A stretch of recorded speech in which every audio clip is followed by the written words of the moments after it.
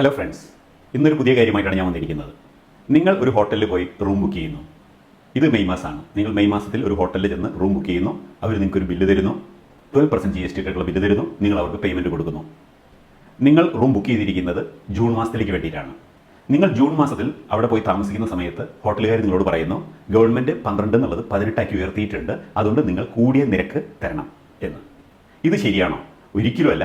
GST നിയമം section 14 പ്രകാരം നിങ്ങൾക്ക് അവർ ഇൻവോയ്സ് ഇഷ്യൂ ചെയ്യുകയും നിങ്ങൾ അവർക്ക് പേയ്മെൻറ്റ് കൊടുക്കുകയും ചെയ്തിട്ടുണ്ടെങ്കിൽ പിന്നെ ഒരു കാരണവശാലും നികുതി നിരക്ക് കുറച്ചാലും നികുതി നിരക്ക് കൂട്ടിയാലും അത് നിങ്ങളെ ബാധിക്കുന്നില്ല. നിങ്ങൾ കൊടുത്ത ടാക്സ് റേറ്റ് തന്നെയാണ് അതിൻ്റെ ഫൈനൽ. അത് കൂടുകയുമില്ല, കുറയുകയുമില്ല. ഇതുപോലെ തന്നെയാണ് നിങ്ങളൊരു ഫ്ലൈറ്റ് ടിക്കറ്റ് ഏപ്രിലിൽ ബുക്ക് ചെയ്യുന്നു. മെയ് മാസത്തിലാണ് നിങ്ങൾ ട്രാവൽ ചെയ്യുന്നത്. പക്ഷേ മെയ് മാസത്തിൽ ഗവൺമെൻറ് ടാക്സ് റേറ്റ് കുറയ്ക്ക് കൂട്ടി എന്ന് വിചാരിച്ചുകൊണ്ട് ടാക്സ് റേറ്റ് മാറുന്നില്ല. അതുപോലെ തന്നെ നിങ്ങൾ ഇൻഷുറൻസ് പോളിസി എടുക്കുന്നു. ആ സമയത്തുള്ള റേറ്റ് അല്ല, പിന്നീട് ഒരു വർഷത്തേക്കുള്ള പോളിസിയാണ്. ഒരു വർഷത്തിൽ വരുന്നതെങ്കിൽ പോലും ടാക്സ് റേറ്റിൽ യാതൊരു മാറ്റമില്ല. ഇത് എല്ലാ കാര്യത്തിലും ഒരുപോലെ ബാധകമാണ്. നിങ്ങൾക്ക് മനസ്സിലായി എന്ന് കരുതുന്നു. നന്ദി.